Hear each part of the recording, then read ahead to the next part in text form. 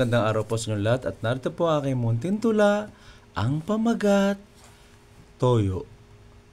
Ang toyo ay isang sangkap na pampalasa sa mga niluluto sa araw-araw at sausawan din. Laging present ito sa kusina, anuman mga nilulutong pagkain, hanap ito para magkalasa at magkakulay ang lutuin na hihahain sa pamilyang minamahal. Masarap pa sa pagkain nilagyan ng toyo, lasa ay naging masarap at katakam-takam. Maraming klaseng toyo ang gawa sa iba't ibang brand. Pasarapan ng timpla at pagandahan ng nalagyan.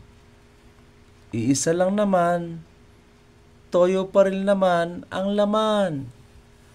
Para sumarap at magkakulay, ang maputlang nilulutong pagkaing tingnan buhay na buhay.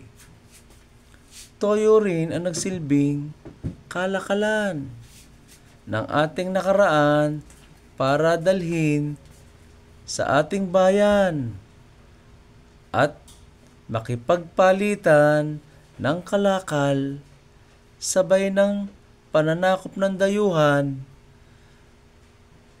Mga bayani ng bansa nagtanggol sa bayan at nanalo pagkain nilagyan ng toyo, kinain nila para lumakas ang kanilang katawan.